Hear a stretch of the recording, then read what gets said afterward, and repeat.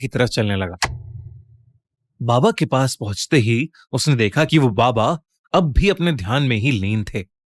उसने उन्हें 2-3 बार आवाज लगाई, पर उन्होंने कोई भी जवाब नहीं दिया।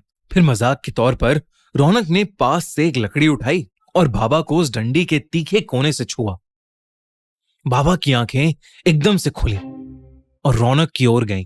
रौनक को लगा कि बाबा शायद उससे गुस्सा हो गए हैं, पर उन्होंने मुस्कुराते हुए रौनक को देखा और कहा, आ गया तू, तेरा ही इंतजार था।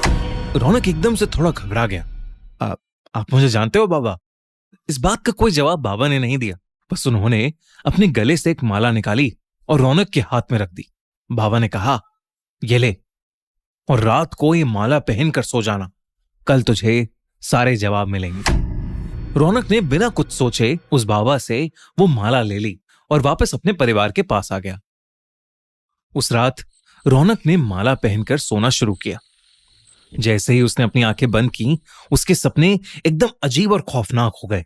उसने देखा कि वो एक अंधेरे जंगल में खड़ा है।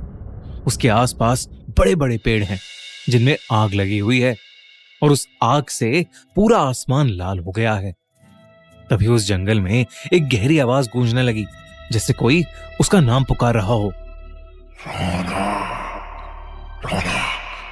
वो आवाज धीरे धीरे उसके करीब आई और एक काले साए के रूप में उसके सामने आकर खड़ी हो गई। उस साए की भी आंखें लाल थीं और उसने अपनी पतली उंगली से रौनक की तरफ इशारा किया।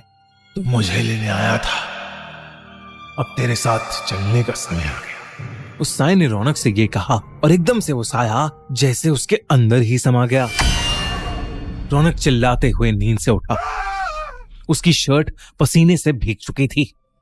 उसने माला को देखा जो एकदम से बहुत ज्यादा खौलती हुई गर्म हो गई थी। रौनक ने तुरंत